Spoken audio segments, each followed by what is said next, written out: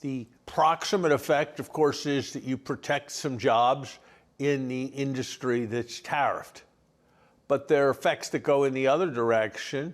When you put a tariff on steel, it gets more expensive for auto producers, and that makes them less competitive.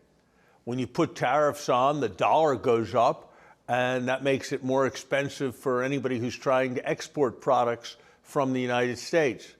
When people pay higher prices because of tariffs, they have less money to spend on goods other than the tariff jobs, and that hurts jobs.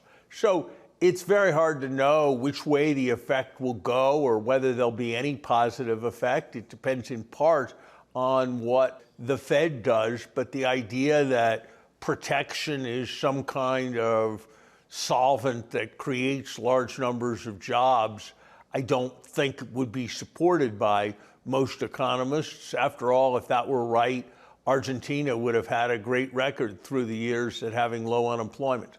What's the best case for Donald Trump's argument for tariffs? You sometimes agreed with him, sometimes actually disagreed with him. But what's the best case you could make for President Trump's case on tariffs?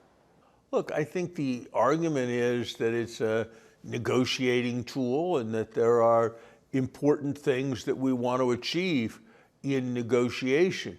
Whether we will achieve those things, I think very much remains to be seen.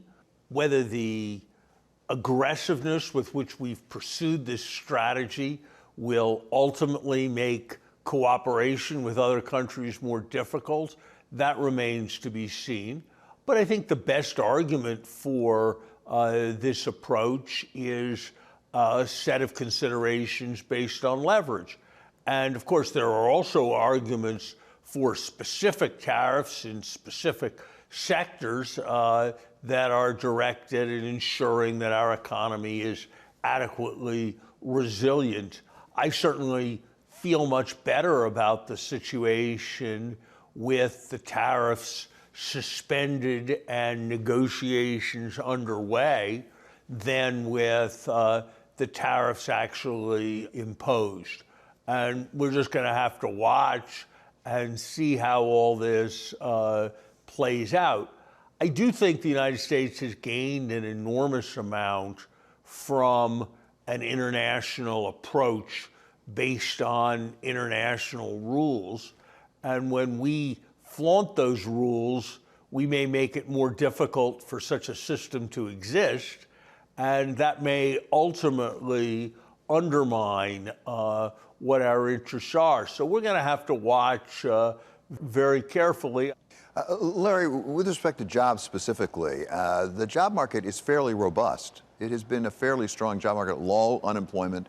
If, in fact, there are other reasons for imposing tariffs, as you suggest, some geopolitical reasons, some political reasons, is this a good time, actually? Can President Trump, in a sense, afford to risk a little bit on the jobs front? Well, it's a good time on jobs. It's a nervous-making time on inflation. And we're all hoping that inflation's durably going to get back to the 2% target, but it's not quite there. And that's why interest rates are being kept at a level where mortgage rates for families are very high. And so I think we have to be very careful with respect to what we do that is going to influence the price level. So I think economists are going to be watching very carefully what all of this means. Shannon O'Neill is an economist at the Council on Foreign Relations specializing in trade. She sees a direct connection between President Trump's new trade policies and jobs, and it's not necessarily good. So tariffs actually could have the wrong effect on jobs. We've seen strong job growth in the United States. The United States is really a robust, booming economy, one of the strongest right now in the whole world.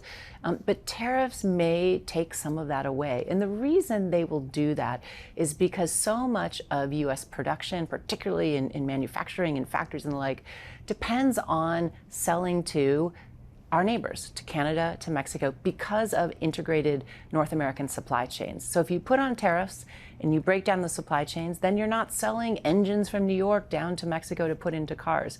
You're not selling produce or cattle or other things that go to Canada, go to Mexico. You break down the supply chains and jobs get lost. As of right now, they've suspended the tariffs on Canada and Mexico. If they went into effect as previously announced by the president, which sectors would be hit the first? So one of the sectors that would be hit the hardest is the automotive sector. This we see in automotive's very integrated supply chains across North America. So first you would see losses because of higher costs. If it's 25% more expensive to import things from Mexico and Canada, then the parts and the components that are made in the United States don't get shipped down there to be assembled into cars into Mexico or into Canada. So that's one way you lose jobs.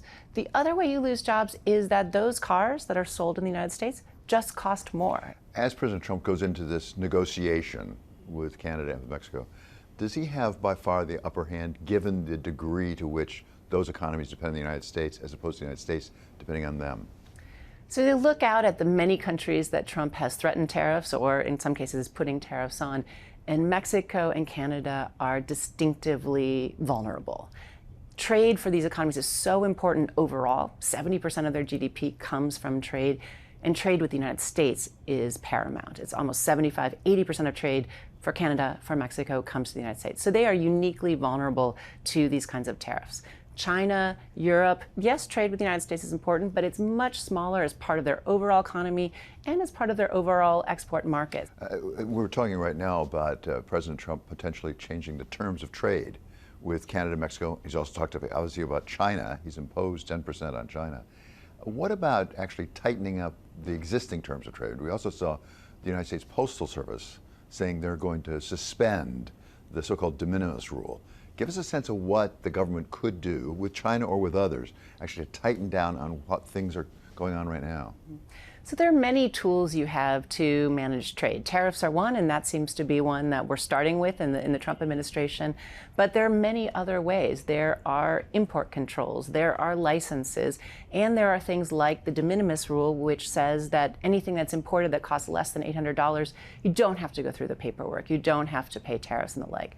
That, at least temporarily, has changed for Hong Kong and China. They're looking at all those packages that are coming in, which are the tune of 300 million packages a year that are coming in under this de minimis rule, so lower than $800. Some of that is, fast fashion. It's companies like Shannon and Temu, which sell you $5 t-shirts and other trinkets and the like. So some of it is that.